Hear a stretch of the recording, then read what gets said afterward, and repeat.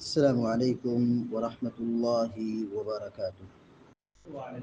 الحمد لله رب العالمين، والعاقبة للمتقين، والصلاة والسلام على أشرف الأنبياء والمرسلين نبينا محمد وعلى آله وصحبه أجمعين ومن تبعهم بإحسان إلى يوم الدين، أما بعد.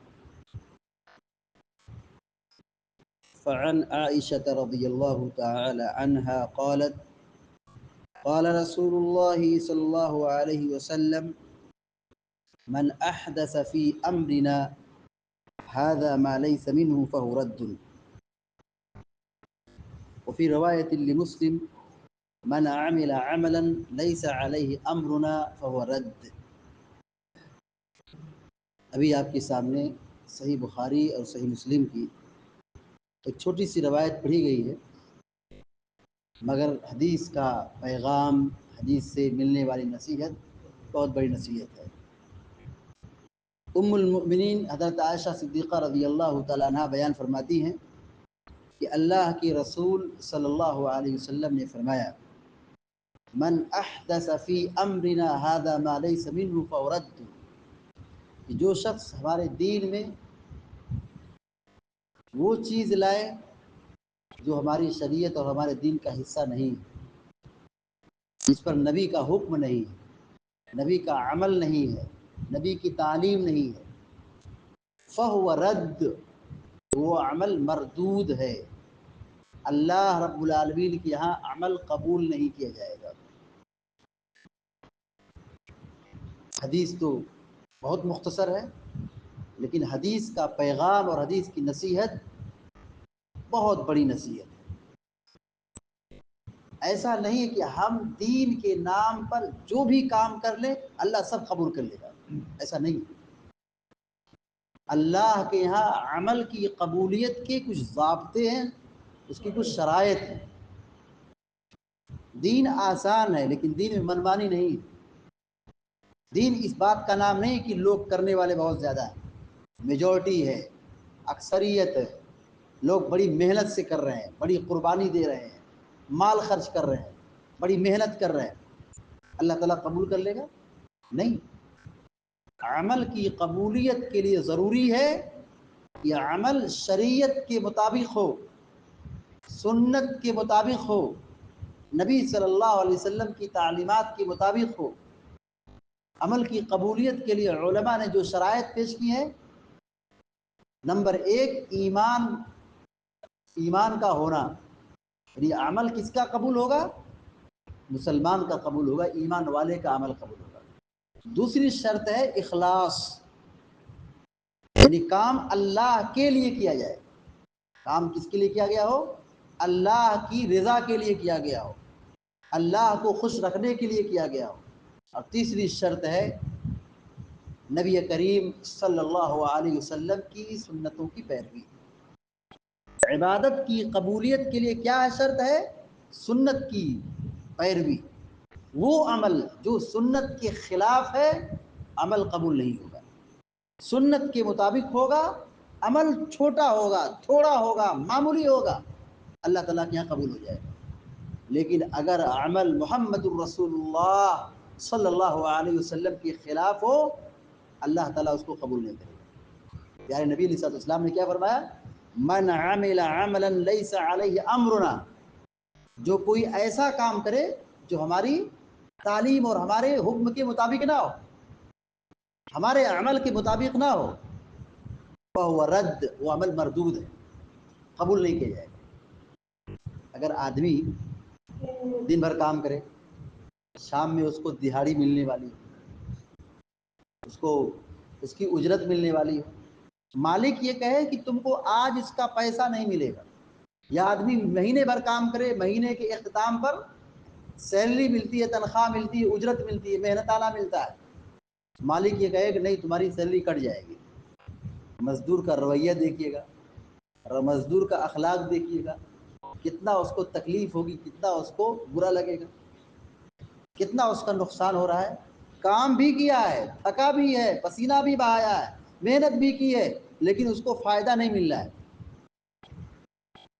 پیسہ نہیں مل رہا ہے، مزدوری نہیں مل رہی ہے.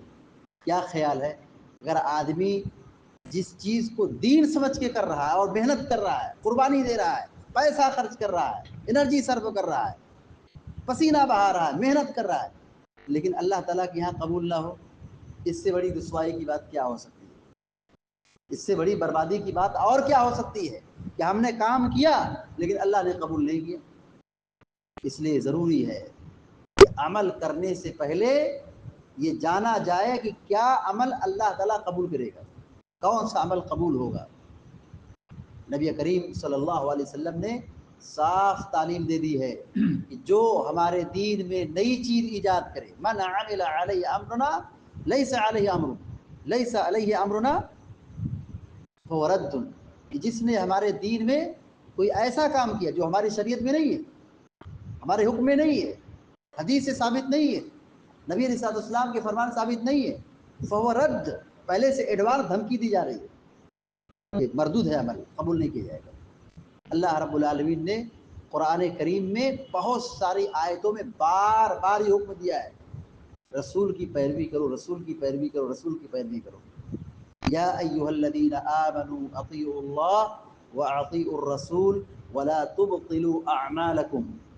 اللہ تعالیٰ کہتا ہے اے مومنو، اللہ کی اطاعت کرو، محمد الرسول اللہ کی پیروی کرو صلی اللہ علیہ وسلم، ولا تبطلوا اعمالکم، اور اپنے اعمال کو برباد مت کرو.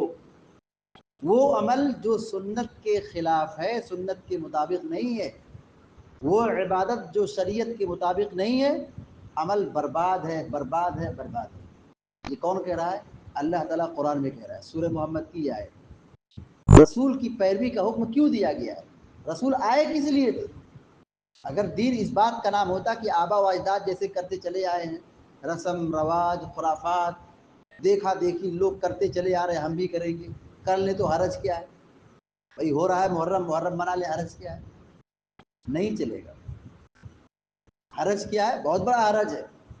دین کوئی کھلونا نہیں ہے کہ ہم اپنی مرضی سے، اپنی چاہت سے، اپنی طبیعت سے جو چاہے اس میں بڑھاتے رہیں، جو چاہے کرتے رہیں، سب پسند ہو جائے گا، اللہ تعالیٰ قبول کر لے گا؟ ہرگز نہیں ایسا ہو سکتا ہے. دین میں، شریعت میں ضابطہ بتایا گیا ہے. رسول آئے تھے اسی لیے تاکہ ان کی اطاعت کی جائے. وما ارسلنا من رسول الا لیطاع باذن اللہ، رسول کو بھیجا ہی گیا تھا تاکہ ان کی پیروی کی جائے. اور اگر معاملہ ایسا ہوتا کہ دین میں جو چاہو کر لو، جو چاہو کر لو، تو ہر آدمی آزاد ہے، رسول کو آنے کی ضرورت ہی نہیں. محمد رسول اللہ صلی اللہ علیہ وسلم آخری رسول ہیں، ہمارے نبی اور رسول ہیں. ہم رسول پر ایمان لائے ہیں تو ایمان کا تقاضا یہی ہے کہ ہم اللہ کے رسول صلی اللہ علیہ وسلم کی ساری باتوں کو مانیں. جیسے آپ نماز پڑھتے ہیں ویسے ہم نماز پڑھیں، جیسے آپ نے محرم کا مہینہ گزارا ہے ویسے ہی محرم کا مہینہ گزارے.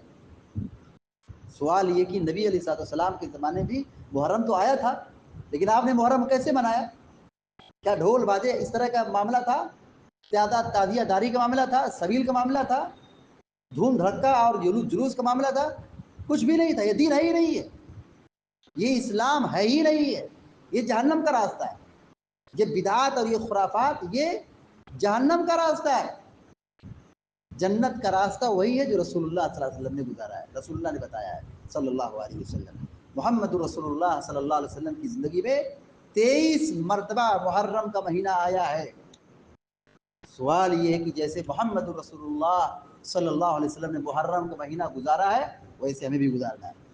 محرم کا پیغام یہ ہے کہ ہم محرم کے مہینے میں روزے کا اہتمام کریں، گناہوں سے بچیں. یہ حرمت والا مہینہ ہے. محمد رسول اللہ صلی اللہ علیہ وسلم کثرت سے روزہ رکھا کرتے تھے.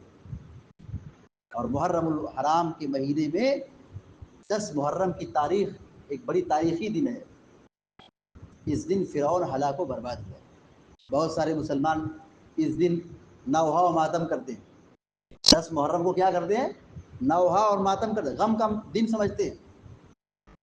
10 محرم غم کا دن ہی نہیں، خوشی کا دن ہے. 10 محرم غم کا دن نہیں ہے. 10 محرم الحرام کو جو غم کا دن سمجھے اور غم منائے اور ماتم کرے، نوحہ کرے، وہ فرعون کے مرنے پر ماتم کر رہا ہے. اور فرعون کے ہلاک ہونے پر کیا کر رہا ہے؟ ماتم کر رہا ہے. محمد الرسول اللہ صلی اللہ علیہ وسلم اس دن روزہ رکھے. یہ روزہ کس بنیاد پر تھا؟ موسیٰ علیہ السلام نے شکرانے کے طور پر روزہ رکھا. یہ خوشی کا دن ہے. فرعون ہلاک ہوا تھا. اللہ کے نبی علیہ السلام نے فرمایا ہم موسیٰ سے زیادہ حقدار ہیں کہ ہم شکرانے کا روزہ رکھیں. اللہ رب العالمین سے دعا ہے اللہ تعالی ہم سب کو آپ سب کو سنت اور شریعت کی روشنی میں زندگی گزارنے کی توفیق عطا فرمائے اور ہر قسم کی خرافات اور بدعات سے ہم سب کی حفاظت فرمائے. آمین یا رب العالمین. وصلی اللہ علی نبینا محمد وسلم تسلیما کثیرا. السلام علیکم ورحمۃ اللہ وبرکاتہ.